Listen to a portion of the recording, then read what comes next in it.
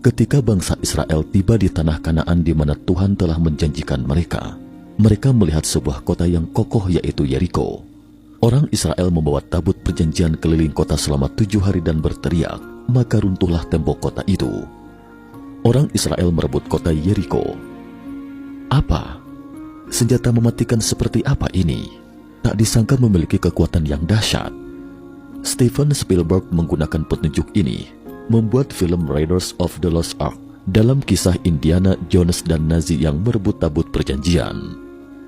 Rumor yang dikutip dalam film tersebut bahwa tabut itu adalah senjata ajaib yang ditinggalkan oleh para malaikat yang dapat membuat tentara tak terkalahkan. Apakah tabut perjanjian itu? Dalam kitab Keluaran, itu adalah tabut atau peti yang dibuat oleh Nabi Musa di bawah arahan Tuhan. Musa membebaskan bangsa Israel dari perbudakan Mesir.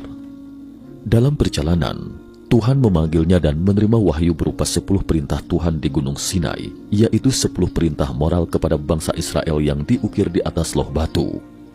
Tuhan juga memerintahkan Musa untuk membuat peti khusus yang disebut tabut perjanjian untuk menyimpan 10 perintah Tuhan. Tuhan juga menjelaskan kepada Musa tentang bahan, dimensi dan proses pembuatan bait suci ini. Dalam Alkitab, 2 hal yang Tuhan perintahkan untuk dibuat adalah Bahtera Nuh dan bait suci ini. Setelah Musa turun dari Gunung Sinai, ia mencari seorang pengrajin terampil untuk membuat bait suci ini. Dan seperti inilah bentuk bait suci yang dimaksud. Dalam kitab Keluaran 25, Tuhan memberikan perintah spesifik seperti apa tabut perjanjian itu harus dibuat. Bahkan dalam Keluaran 40 dinyatakan bahwa saat Musa berada di atas gunung, dia diperlihatkan oleh Tuhan contohnya secara langsung. Tuhan sendiri memerintahkan buatlah sebuah tabut dari kayu penaga semacam pohon akasia. Untuk ukuran dari tabut perjanjian, dalam Keluaran 25 ayat 10 dituliskan bahwa 2,5 hasta panjangnya, 1,5 hasta lebarnya dan 1,5 hasta tingginya. Kalau dikonversi panjangnya sekitar 114 cm, tinggi sekitar 70 cm dan lebarnya 70 cm. Selain dibuat dari kayu penaga, Tuhan juga memerintahkan agar tabut itu dibalut dengan emas murni, baik bagian dalam maupun luar dari tabut perjanjian itu. Namun untuk tutup dari tabut itu dalam Keluaran 25 ayat 17, tutup yang disebut sebagai tutup pendamaian itu harus dibuat dari emas murni dengan panjang 2,5 hasta dan lebar 1,5 hasta dengan 2 patung kerub yang sayapnya terbuka dengan ujung-ujungnya saling bertemu. Apa yang ada di dalam tabut Tuhan? Seperti yang disebutkan di atas, salah satu benda yang ada di dalam tabut Tuhan atau tabut perjanjian adalah 2 loh batu yang berisi perintah Tuhan. Tapi selain 2 loh batu, disimpan juga dalam tabut itu adalah tongkat Harun yang muncul tunas, berbunga dan bahkan berbuah, serta sebuah buli-buli emas berisi mana. Setelah tabut perjanjian dibuat, orang-orang Yahudi melihat fenomena ajaib, yaitu samar-samar tampak seperti ada asap yang berkumpul di antara 2 patung kerub, sehingga orang-orang Yahudi menjadi lebih hikmat. Saat tabut perjanjian aktif, konon dikatakan kalau sosok Tuhan akan terlihat di antara 2 patung kerub yang berada di atas tabut, atau yang lebih dikenal sebagai kursi rahmat, mercy seat.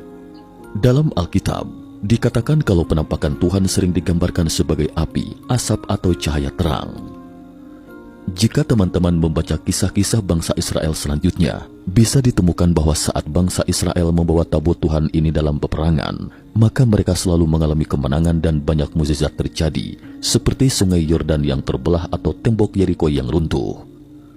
Kehadiran tabut Tuhan membawa hadirat Tuhan kemanapun bangsa Israel melangkah. Hal itu membuat mereka menyadari bahwa mereka adalah bangsa pilihan Tuhan, di mana Tuhan sendiri yang menjadi pemimpin mereka dan hadir di tengah-tengah mereka.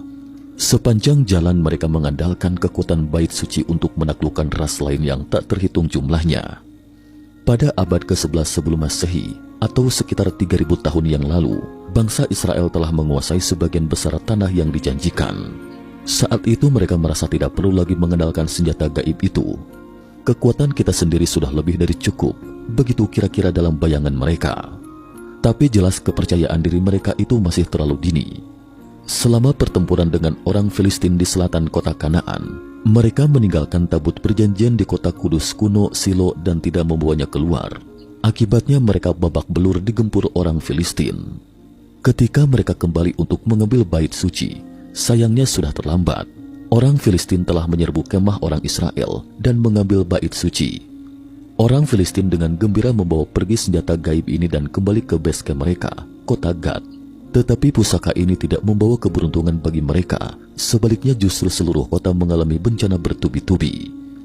Beberapa bulan kemudian, orang Filistin benar-benar tidak tahan lagi. Pusaka orang lain adalah malapetaka Anda. Jadi mereka mau tak mau mengembalikan bait suci itu kepada orang Israel.